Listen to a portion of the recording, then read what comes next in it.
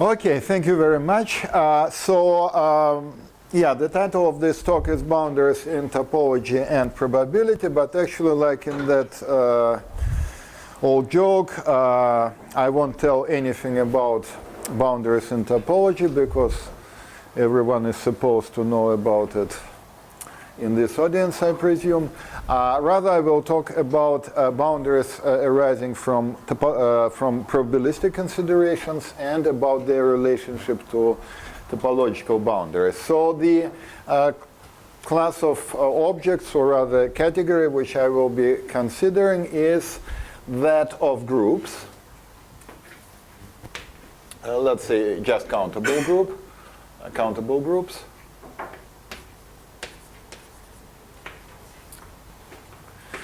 And I will endow these groups with an additional structure. Namely, I will endow my group with a probability measure.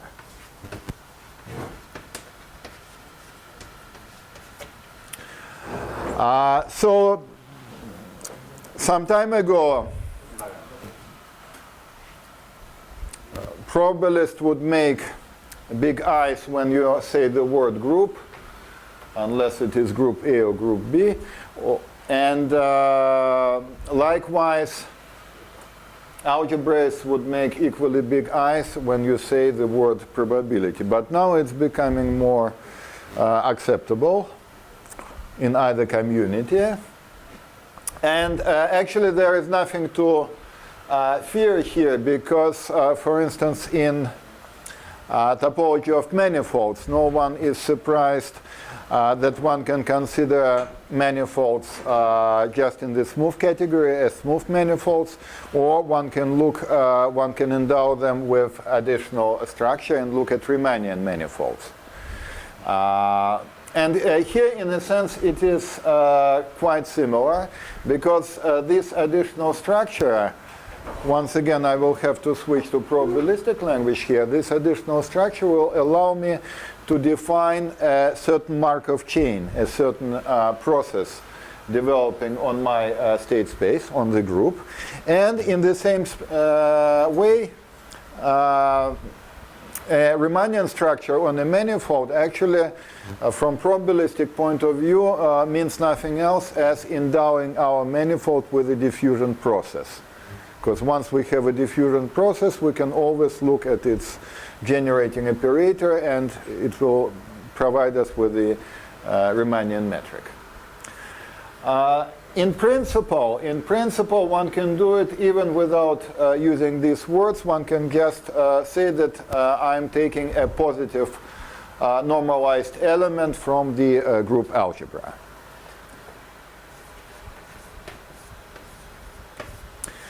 Okay, and then what I'm going to do, I'm going to consider what is called random walk. And probabilistically, it means that's a promised Markov chain, that's a promised stochastic evolution. Its position at time n will be the product of n independent identically distributed increments. So that's like in the classical probabilistic model, where one takes sums of identically distributed random variables. But here the group law is not commutative. And that's very important, so that the order here will matter if our group is not commutative, unlike in the classical situation. Once again, one can do it without any probability. One can do it in more analytic way, namely the distribution of the position of our random walk at time n. It will be precisely the n-fold convolution of our measure. So that, in a sense, once again from the analytic point of view, the situation can be reduced just to the question about the behavior of the convolution powers on our group.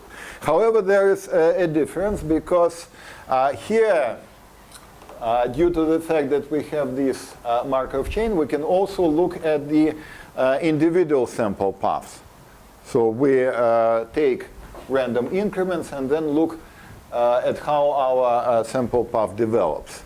And that's something one cannot do when looking just at the one-dimensional distributions, at these convolution powers. So let me give several examples. By the way, maybe before I proceed with this example, so this situation actually admits a geometric interpretation, namely if our group is finitely generated,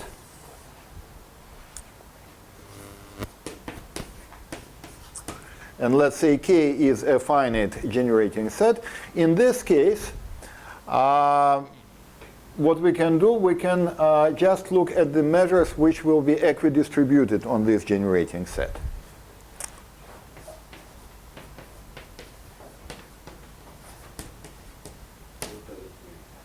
Huh? What does it mean, It's finite set. Yeah, that's finite set, and equidistributed means that any element of this finite set has the same probability, has the same measure, which will be equal 1 over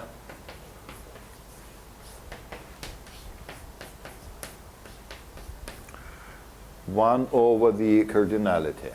So the rest has probability. And the rest will have probability 0, yes, yes. Okay, so what happens in this situation actually can be described in terms of the Cayley graph associated with this couple.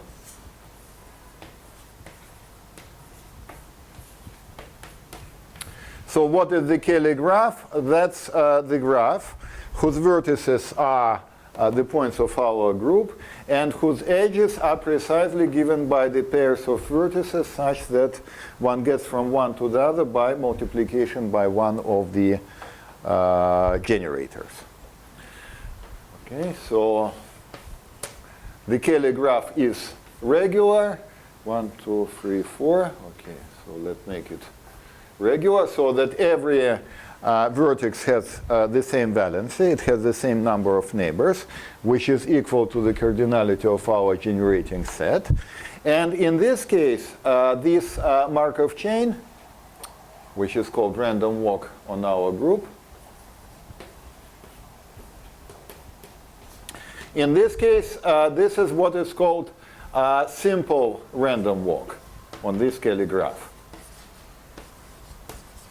What does it mean? It means that what we are doing is what one usually says about random walks in popular literature. So here we have a network of roads, and there are intersections, and at each intersection there are 4 roads going from this intersection. And then what you do, you don't know where to go, so you choose one of these directions randomly with equal probability. In this case, it will be 1/4, so that one has to throw a fair coin twice. So it will give you 4 outcomes with equal probability, and then you move to one of the neighboring vertices. Okay, and then once you arrive at this new intersection, there you reach into your pocket and toss your coin again. And then you choose where to go next time, and so on and so forth. Okay, so now let me give some... You are allowed to be back. You are allowed to be back. In this model, yes. In this model, yes, because here my state space is the set of vertices. Okay, so in order to be not allowed to go back, I will have to remember about the direction.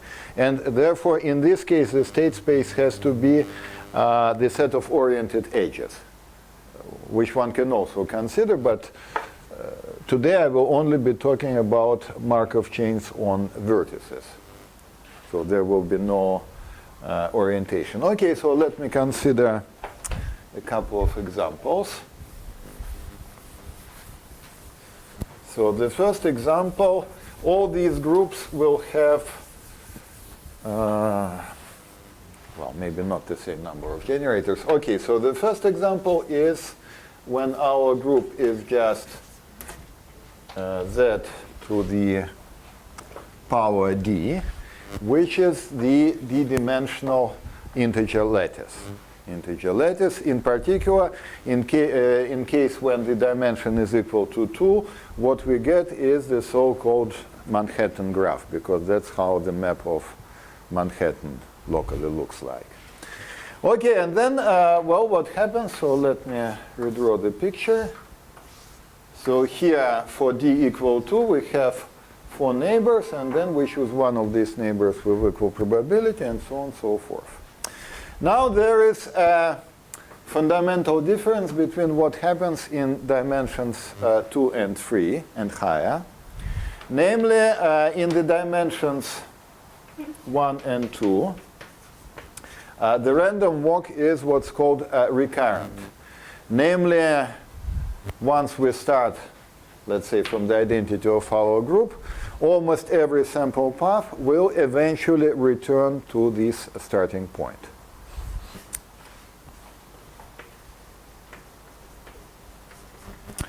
And for dimensions starting from 3, the random walk is transient. Transient means that when you start once again from the identity, there is a positive probability that you will never return to this point.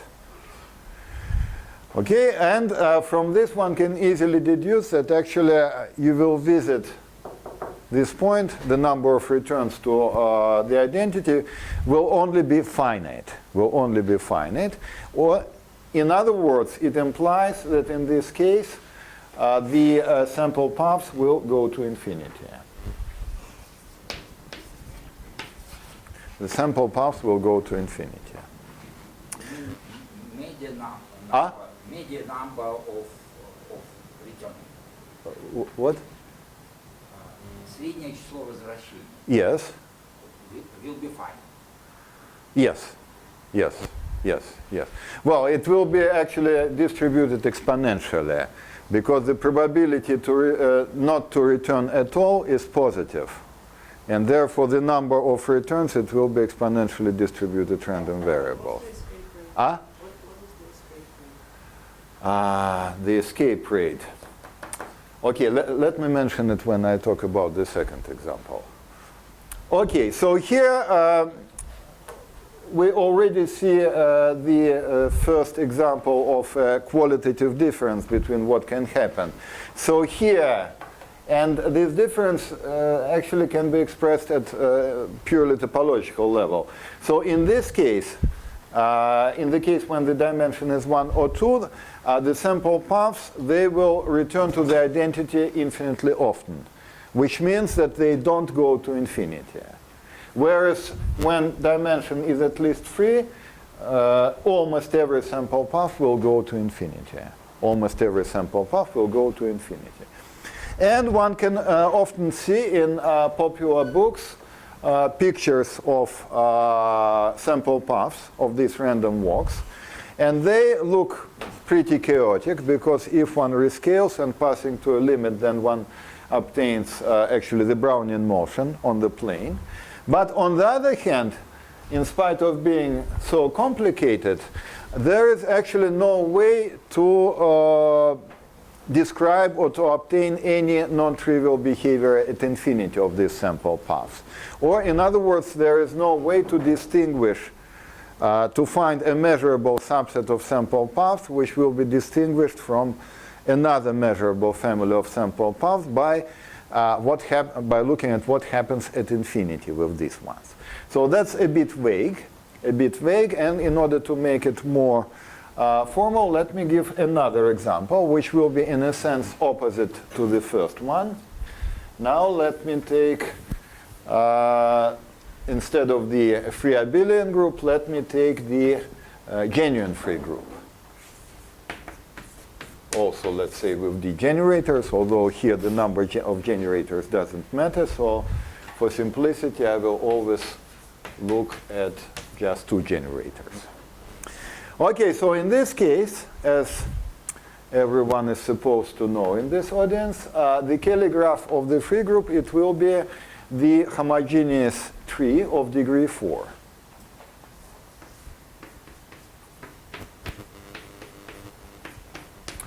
And moreover, our random walk is actually very nice because this tree, it has a lot of symmetries. Not only the symmetries which any Kelly graph has, not only the symmetries described by translations, by the action of the group on itself by translations, but there are also rotations. Namely, there is a lot of automorphisms of this graph which fix any given point, for instance, the origin, the identity of the graph. So, and therefore our random walk, since this graph is so highly symmetric and our random walk is defined geometrically as the simple random walk on this graph, it will also be highly symmetric. And namely, what happens is actually in this situation, if we look just at the distance from our Markov particle to the identity, then it is this distance which will also be Markov. So, namely, if we look at this distance, then what happens? So if we were at the origin, then at the next step we will, of course, be at distance 1 from the origin. Okay, but if we were at any other point, then the situation will be precisely the same at any other point. Namely, here there will be 3 neighbors which will be further from the identity, and there will be 1 neighbor which will be closer to the identity. Which means that the corresponding transition probability, they will be 3/4 to the right and 1/4 to the left. Okay? Which means, so if you go to a casino and if you see that the probability of winning 1 unit of local currency is 3/4, whereas probability of losing 1 unit is just 1/4, then that's definitely the place where you want to stay. Because here the amount of money you have will grow linearly with time, right?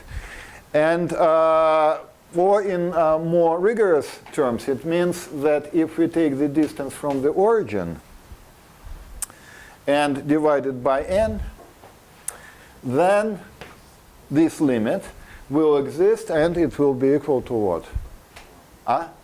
1/2. It will be equal to 1/2. So it is this number which is called the rate of escape, or linear rate of escape to be more precise. Linear rate of escape. So you didn't give a precise argument, but the implicit argument says that the expected distance grows by 1 with probability 3/4, and is decreased by 1 with the probability 1/4. It's not always true. It's only true if we are not at the origin right now. Yes, but you see, when the situation is like this, once again, if you gamble, then you should realize that in the situation like this, the probability... Just formally define this GM. Could you just formally define this GM? Then we would see the answers. Yeah. So what is the formal definition of this GM? Well, the formal definition is as before. So I take the position at time n is the product of n independent increments in my free group. And H are elements in the... H are elements, or in this case, that's actually generators. Okay, so these are random variables, if I'm allowed to use this probabilistic language, which are all independent and identically distributed with the distribution which is uniform on the set of generators. Okay, so that's just one of the generators with equal probabilities. Yeah. Yeah, okay, so to answer your question, so the probability of ruin here, it's less than 1. That's very easy. What is ruin here? It means that if you start, for instance, with 1 unit of local currency, then the probability that you will lose all your money, even if originally you only had 1 local tugrik, this probability is less than 1. This probability is less than 1. And this shows that what happens here actually doesn't really matter. Because anyway, you will go further to, you will escape to plus infinity. So that's really pretty standard probabilistic argument. Okay, so now what happens? There is a topological ingredient here as well, because since our Kelly graph is a tree, it has a very nice topological boundary. And here, luckily, I don't have to explain what the space of ends is, because this is one of the definitions of this boundary. Or you can say that this is the space of all infinite irreducible words in the alphabet of our free group. Or if you wish, that's the Gromov boundary of this graph, of the homogeneous tree. Okay, now what happens? Since the distance goes to infinity, it means that eventually we won't be able to switch from one connected component to another connected component, from one branch to another branch, right? And therefore, so here I'm using 2 facts, that the distance goes to infinity and that the steps, the jumps of my random walk in this particular case are all equal to 1. All equal to 1. And therefore, if I want to switch from one branch to another, I necessarily have to pass through this point, which I don't do because I actually escape to infinity. So it means that this branch stabilizes, and the same argument applies to smaller and smaller sub-branches. So it means that in this situation, actually... Before you raise the last question, so you said that GN is probability, right? No. Gn is a random variable. Yeah, but you divide it by n. This is something. No. I divide the absolute value of Gn by n. So that's the absolute value is the distance from the identity. The sometimes people call it norm in a group. Okay, so Gn is random, but it takes values in the group. So that's a function from our probability space to the group. And the probability space here is the Bernoulli scheme, because everything is determined by the increments. Okay, and then I apply yet another function, which is just taking the distance. So it gives me now a real valued random variable, and I divide it by n. Well, that's a random number, and I claim that it converges to this 1/2. Okay, so the moral is that in this situation, not only the sample paths of our random walk go to infinity, but they also actually converge to a boundary point. Let's say df, where df denotes the topological boundary of the Kelly graph. Okay, so in this case we have non-trivial behavior at infinity. Okay, so maybe just one more example. Or maybe, well, okay, maybe 2.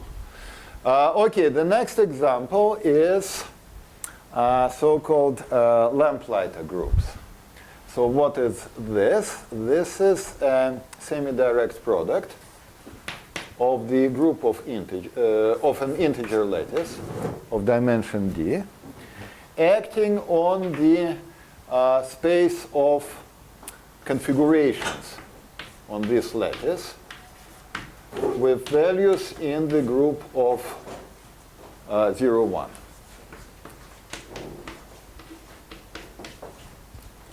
Or, well, such a semi-direct product is also called a reef product of the active group, which is our lattice, and this is the passive group. This is the passive group. So in other words, we can think about it in the following way. So we have this integer lattice. That's one group. And then what is this? At every point of this integer lattice, we have a lamp, which can be in one of two positions, either on or off. Or rather, we have a switch. And these switches, they act modulo 2. So if we turn this switch twice, then the result will be that it will return into the original position. So in other words, these switches are described precisely by this group of two elements. And then, so I have said that I want to take a semi-direct product. Which is normal subgroup? Which one is normal? The normal subgroup is this one, because everything will project. How this acts there? That's what I was about to say. So how does it act? So one group is the lattice itself, the other one is the group of configurations on this lattice. And the action, of course, is by translations. By translations. So here I take an element from my lattice and I translate the whole configuration by this vector. Okay? Okay, so now what happens? So what's the group multiplication in a semi-direct product? So let me write it. So G1 phi 1 times G2 phi 2 is what? So the first coordinates, they will multiply just for the usual product, not semi-direct product. So I'm writing some here because these groups are abelian. And with the second one, what we do is the following. We take the configuration phi 1, but now I have to skew the second configuration by applying the action. So it will be T G1 phi 2. Okay, so that's the usual definition of semi-direct product. Okay, so now let's look at this from the point of view of random walks. And namely, let's consider products of independent increments of this time. And now I will have to specify what's a generating set. And the generating set here will consist of two kinds of generators. So first I will have generators like this. So my first component is a generator of the integer lattice. And the second component is just an empty configuration. Okay? You assume the functions non-finitely supported functions, right? Finitely supported, yeah, because I am talking only about countable groups. Then you will always have a scape. Huh? Then you will always have a scape.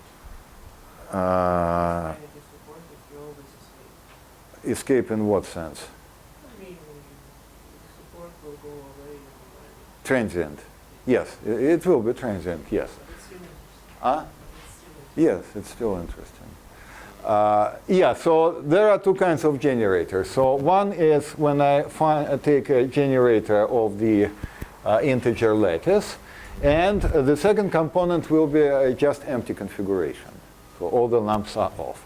And the second class type of increments will be the following one. So here, the lattice component will be just 0, the identity of the integer lattice. Whereas here I will take a non-trivial configuration. Well, the simplest non-trivial configuration is the one which charges only the identity of my group. And at all the other points, it is 0. It is 0. Okay, now what happens? So now when I perform my random walk, I multiply by one of these two increments. So it is, therefore, that's my position at time n, and this will be one of the increments. This will be one of the increments. And now what happens? So let me maybe write it here. So I have g and let it be g capital N.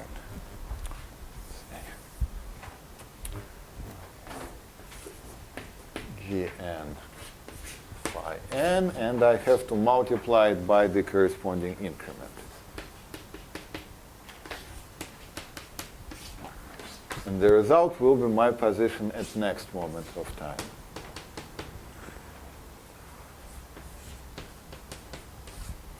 Okay, so here, well, if I take the generator of the first kind, then what happens? If we look at this formula,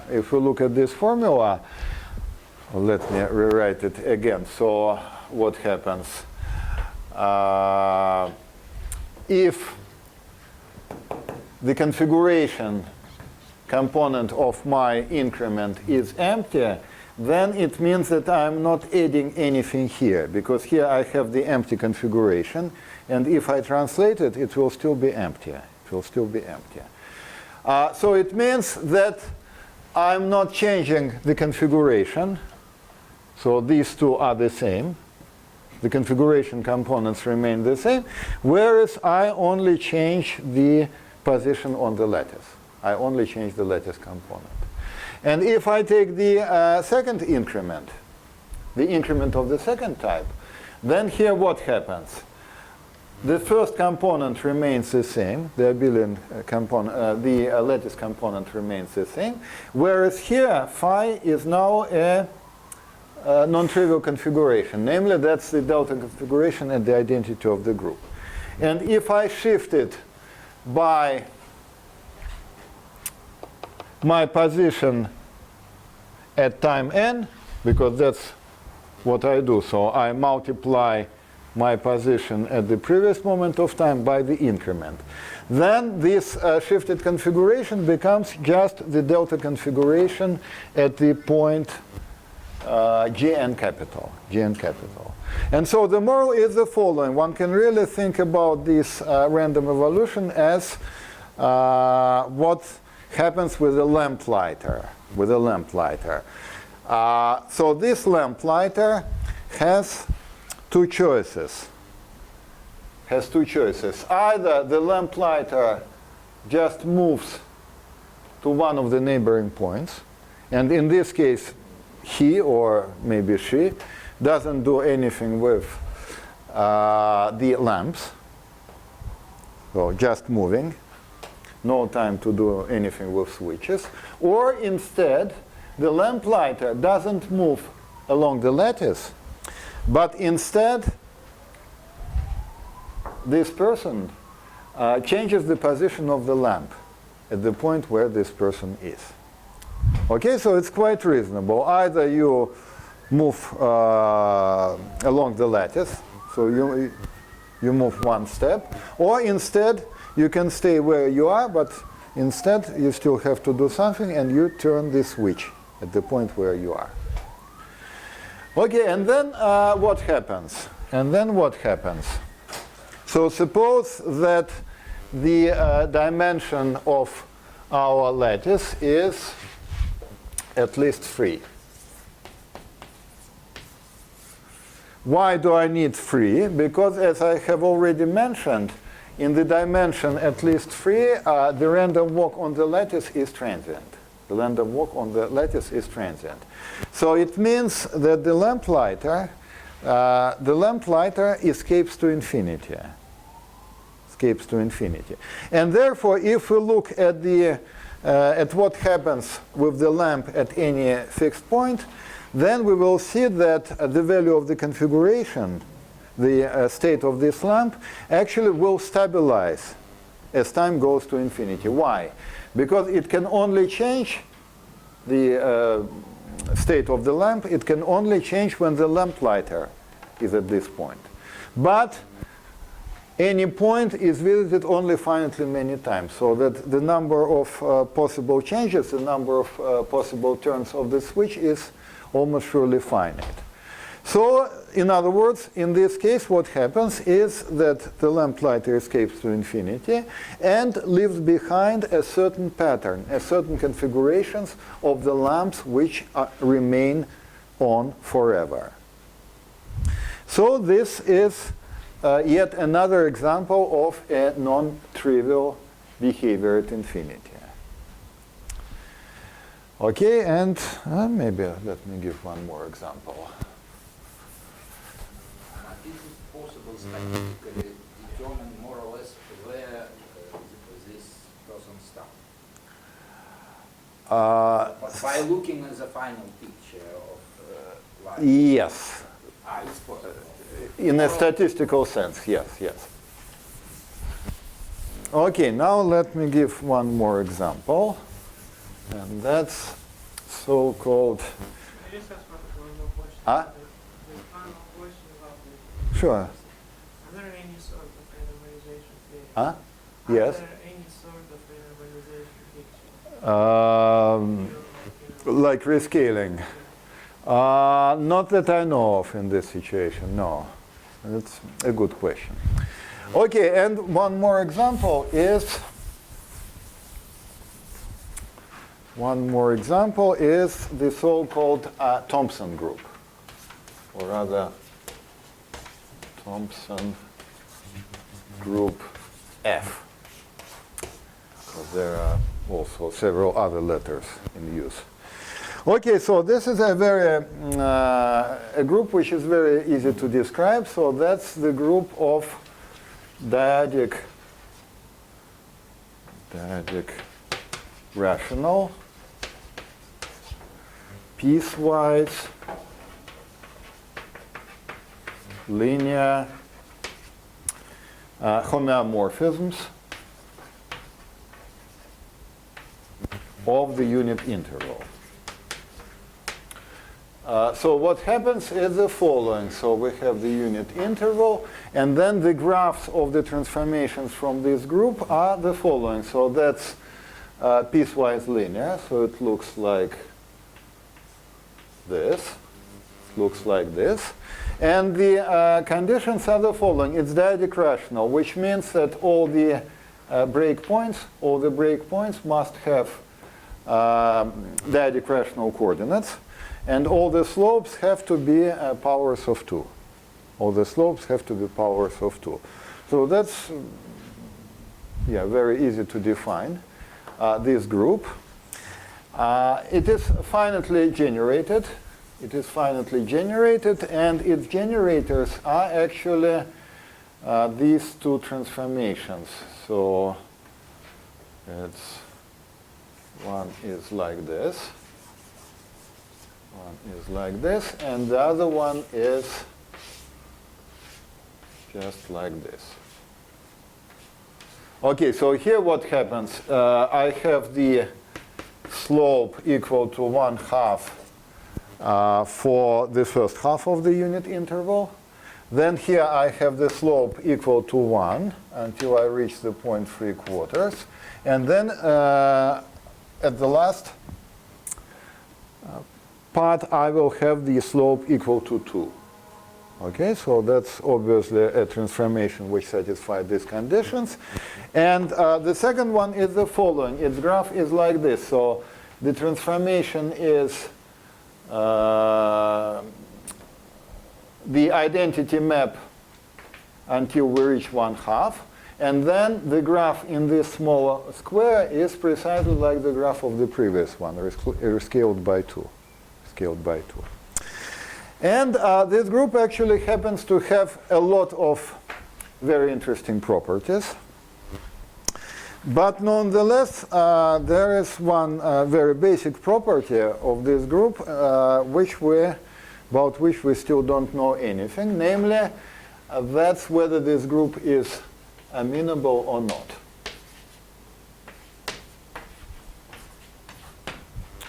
Whether this group is amenable or not. And that's become quite popular recently this question, so that there is a new proof or disproof of amenability appearing more or less every year. But so far, none of them stands. Sorry, those two transformations, they do not generate group. They do. Yeah. That's an exercise.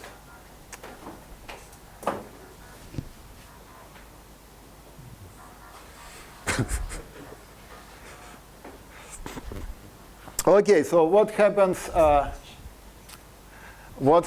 with this group? I will also describe a boundary behavior for this group. So the first the first trick is to change coordinates. It always helps. No.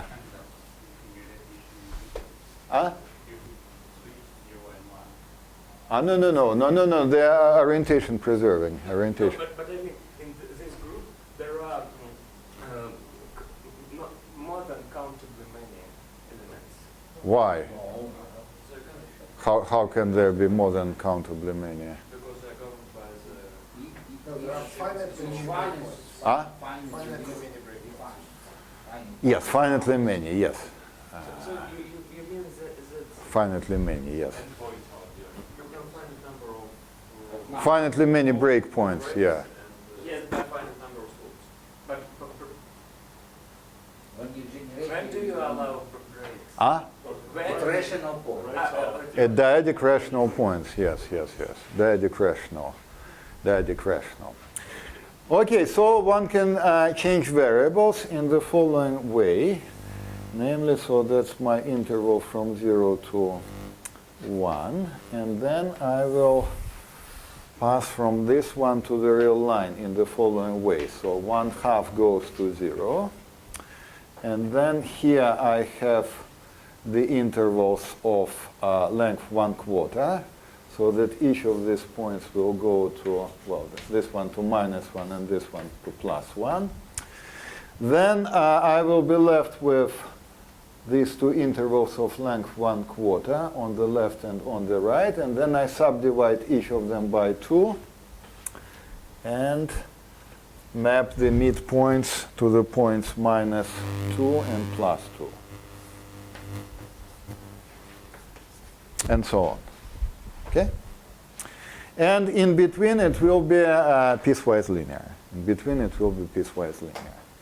And then after this transformation, my generators become much easier. Namely, the first generator becomes just this transformation, just the shift. This will be the first one. And the second one will become transformation like this. So it will be the identity for negative numbers. Then it will go up to the point 2 with the slope 1/2. And then starting from this point, the slope will be equal again 1. Okay, so that's the second transformation. Okay, and now in order to describe the boundary behavior here, what I will do, I will pass from the group to its Schreier graph. So what is the Schreier graph? It's like the Kelly graph, but it is defined not on the group itself, but on its homogeneous space. And in this case, the natural homogeneous space will be just the set of all dyadic rational points on the real line. Okay? And then this Schreier graph looks actually very simple. So first of all, we will have a line which corresponds to the orbit of the integer point. Okay, so that's the point 1, let's say. Here I will have the point 0, -1, and so on. Here I will have 2, 3, and so on. Okay? And now here what happens? So on these integer points, well, this solid line will correspond to the action of the first generator of my group. And then for the second generator, let me use the dashed line like this. So here I will have cycles.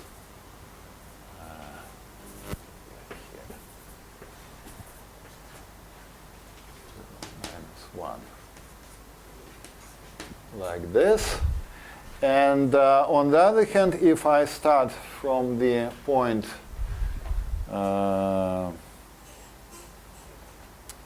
2 and so on, here I will have to double these edges, because the action of the second generator will coincide precisely with the action of the first generator, starting from the point 2. Okay, and otherwise, at the point 1, what happens? When I apply the second generator, it will go to the point 1/2. And then I will have a pretty regular structure, that of a binary tree.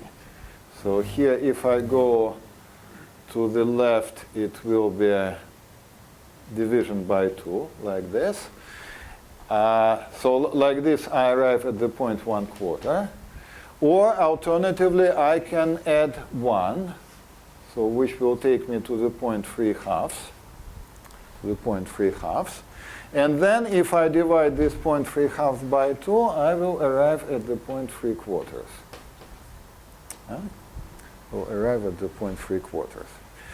Okay, now from this point 1/2, so here I have 3 edges going out of the point 1/2, and the fourth one will correspond to subtracting 1. So here I will go, therefore, to -1/2. And then here at the point -1/2, my second generator will act trivially. So it will be like this, and so on and so forth. Now, if I start from the point 3/2, then here I can apply either this one or that one, and it will give me the same result. So here what I have, it will be either like this or like this, and so on and so forth.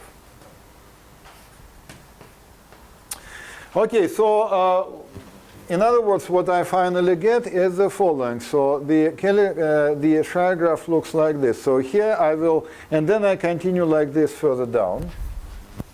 So from here, once again, I can go either like this or like that, and so on. So I will, in this way, I will get a binary tree. And moreover, from each of the points like 1/2, I will have a ray going to -infinity like this, and from each of the points like 3/2, I will have a ray going to +infinity. Okay, and now if I run my random walk, then what happens? So these rays actually, they just slow down my random walk, because all of them will be recurrent. So if I start along one of these rays, then eventually I will return to the point I have started from. So if I'm interested just in the behavior at infinity, I can discard these rays, and then I will be left just with this binary tree. And then along this binary tree, my particle will just go to infinity. So, and then obviously it will converge to one of the ends of this binary tree. So this also provides me a non-trivial behavior at infinity. a non-trivial behavior at infinity. And now, when do I have to finish? Who is the chairman? Aha.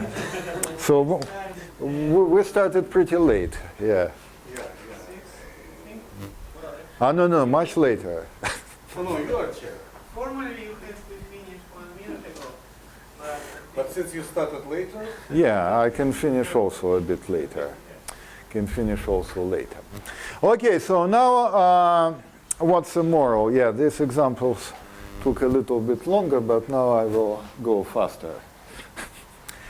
So the moral is the following. So here, what we have a certain non-trivial behavior at infinity in each of these three examples, except for the integer lattice itself. And this behavior at infinity is described in terms of certain boundaries or certain combinatorial objects, which we know are already associated with our group. Now the question is the following. Suppose that we have a group a priori about which we don't know any combinatorial boundary objects, and we don't observe any convergence like this. What can we do in this situation? And it turns out that there is a probabilistic, or rather, I shouldn't really say probabilistic here. It is really measure theoretic constructions, and probabilists, they don't usually know measure theory. There is a construction which allows one to obtain such a boundary in the measure category. And the advantage of the measure category is that there one is allowed to do many more things than in the topological category. So what happens is the following. Let's look at the space of our sample paths.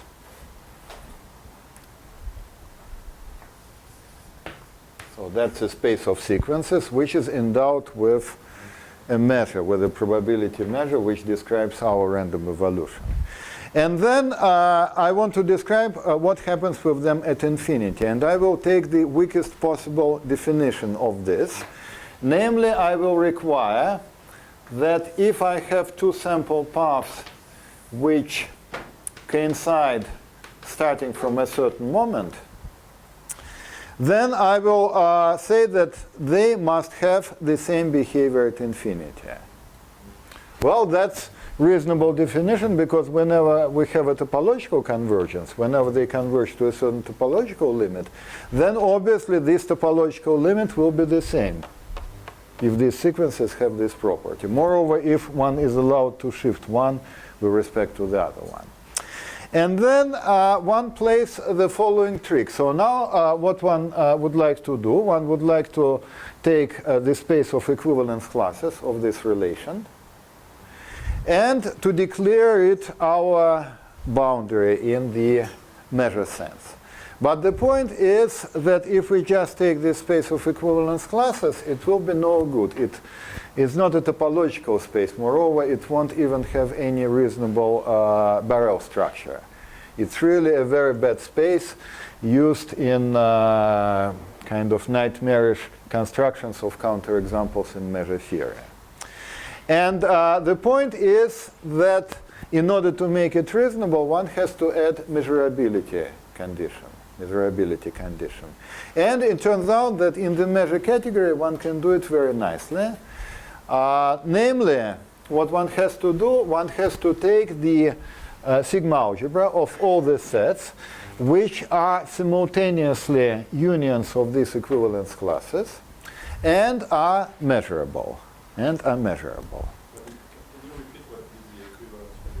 The equivalence relation is the following. So if I have two paths, then they are equivalent if and only if there exist two numbers, n and n prime, such that gn plus I is equal to g prime.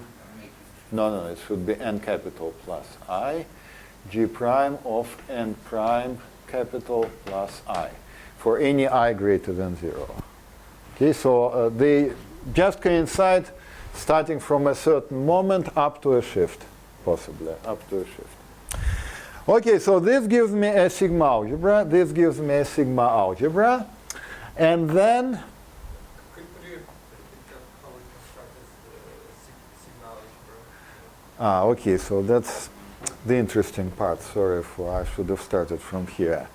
Okay, so that's the algebra of all the sets which are simultaneously unions of these equivalence classes and are measurable, which belong to the standard sigma algebra of our...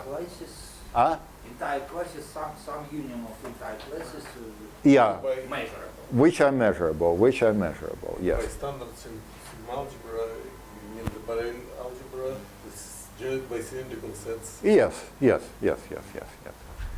Well, no, the completed Barrow sigma algebra, yes. And then there is a very nice theorem. Complete with respect to this probability. So complete with respect to probability? Yes. So it contains all the subsets of measure 0, yes. Okay, and then there is a very nice probabilistic construction. Well, sorry, not probabilistic, I shouldn't say this word. Ergodic, yeah. Let's call it ergodic, indeed. Which says the following. So if we have two spaces, two measure spaces, two nice measure spaces, and... Two Lebesgue spaces. yes. Okay, I can use this word. If we have two Lebesgue spaces, such that one is a quotient of the other one, then on this bigger Lebesgue space, we can take the what is called preimage sigma algebra, the sigma algebra which consists of preimages of all measurable sets here. And the fundamental fact is that for these nice measure spaces, for Lebesgue measure spaces, the converse is also true. Namely, if we have any sub-sigma algebra, then it can be presented as the preimage sigma algebra of a certain quotient map. Okay? And the space which is obtained in this way is called the, in our concrete setup, is called the Poisson boundary. The Poisson boundary. Okay, so now I think I have 1 minute left. So what do I want to say? I had promised to say something about relations with hyperbolicity. And there is a lot of them. And the point here is the following. Now what we want to do, of course, this is a very abstract definition. It's like the space of ergodic components of a measure-preserving transformation. So it can be ergodic or it can be non-ergodic, and go figure what the ergodic components are. And then in the situations when we have a geometric boundary, the task is to understand whether this geometric boundary can be identified with the Poisson boundary. Like what we had in the case of the free group. So in the free group we had the topological boundary of the free group. We had topological convergence to the boundary points, which means that actually any boundary behavior has to cover the boundary behavior which we observe here. So our Poisson boundary has to be at least this topological boundary. And then the question is whether it is really just what we see. And here the situation is actually pretty common, pretty standard. So like we want to describe the system of invariance of anything. And then there are two questions. First, you have to exhibit a certain system of invariance. That's one question. It's like here. We have this boundary convergence. And then the next question is to understand whether this system of invariance is complete or not. So here, that's precisely this problem of identification of this Poisson boundary. And here it turns out that there are tools. There are tools which are intimately related with the hyperbolic properties of our group. So one of these tools is the geodesic approximation. Geodesic approximation, which was mentioned by Semyon on, how is it pronounced in English actually, his first name? Also. Okay. Well, anyway, so he mentioned this property for actually in more general situation, not just in the rank 1 case, not only in the hyperbolic case, but also in the case of symmetric spaces, in the higher rank case. So that's one instance. And the other instance is the following property of hyperbolic spaces. Namely, if we have 2 points on the boundary of a hyperbolic space, then we can join them with a geodesic. With a geodesic, this geodesic is not necessarily unique, but still one can take, let's say, the pencil of all the geodesics joining these 2 points. And it turns out that the presence of such a map is also very helpful for identification of the Poisson boundary, And but still, both these tools are still require certain numerical invariants, which have to be finite for all these methods to work. And so in particular, we still don't know, even in the simplest case of the free group or even of the free semigroup, what we don't know is the following. Suppose that we have an arbitrary probability measure on our group. Okay, then one can show that still the sample paths converge to the boundary. This can be done for any distribution. However, we don't know yet whether the arising boundary behavior, just convergence to the hyperbolic boundary, whether it will describe the whole Poisson boundary. So it's still an open question, and maybe one more open question is the following. That's a question about the stability of the triviality of the Poisson boundary. So I didn't have time to talk about this. But then there is another very natural question when we are talking about manifolds, for instance. Of course, one asks, suppose we have one Riemannian metric and we have another Riemannian metric, and then to what extent what can we say, what we can say about one metric can be carried over to the other metric. And here it is the same kind of question. So suppose on the same group, we endow this group with 2 different probability measures, mu1 and mu2. And then the question is the following. That's in a sense whether triviality or not of this Poisson boundary is stable with respect to quasi or rough isometries. So if I have one finitely supported symmetric measure and I have another finitely supported symmetric measure, whether absence of non-trivial behavior at infinity for one is equivalent to absence of non-trivial behavior for another one. So if we are talking just about graphs or manifolds without symmetry, then it is known that this is not true in general. There are examples like that. But all these examples use critically the fact that the underlying state spaces, they're very far from being homogeneous.